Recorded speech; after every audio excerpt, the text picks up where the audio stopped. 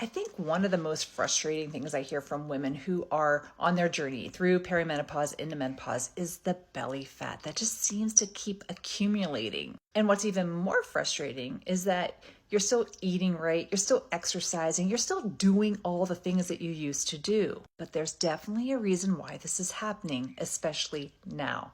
If you're new to me, my name is Sherry. I'm certified in menopause health and hormone optimization, and I love to educate women so they can make informed decisions as they transition into menopause. Now, first thing you need to know, if this is happening to you, it's not because you're not being disciplined or you're not being strict enough. There's actually physiological changes that are happening in your body that is causing this to happen. Now, first, we have age-related changes that are happening that are really out of our control. As we get older, we start to lose a lot of lean muscle mass.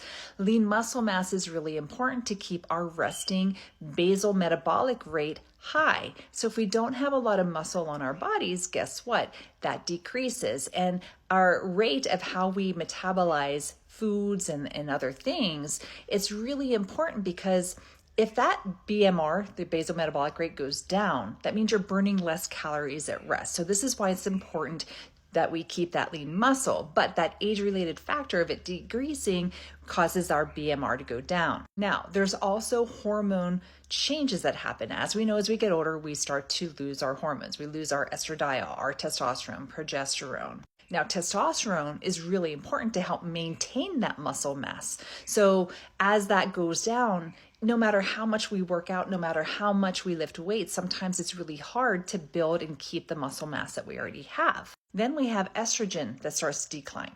And when our estrogen starts to decline, it makes us more prone to having insulin resistance. Now, what this means to you, this means that your sugar cravings, all the other cravings go through the roof, okay? And then how our body used to store glucose in our muscle, it used to be pushed into muscle, it can no longer do that because we don't have enough muscle, and plus we don't have the estrogen to help support this function. So then what happens is what we eat gets stored as fat, and it likes to store it around the belly. And then just because of the stress of going into perimenopause, menopause, and of course just life, right? It can increase our stress hormone, which is called cortisol. Our body starts pumping that out. As a result, our body goes into this fight or flight response. And to conserve energy and to have the energy available for whenever we need it, right? It starts storing fat around the belly. And this is why a lot of women feel like, oh my gosh, I got in my 40s and all of a sudden I have this inner tube around my belly and it's getting worse. And all the things that you used to do, right, are no longer working, to include like very strict caloric restrictions, exercising more, and starting to eliminate food groups, these keto diets and things like that. But a lot of times it gets to a point where they're no longer going to work anymore. So if you're putting on weight around your belly, it's no longer about being more disciplined, doing more cardio, or restricting more food or calories. It becomes more of understanding what's actually happening in your body so you can make the right changes so your body can respond to losing weight again.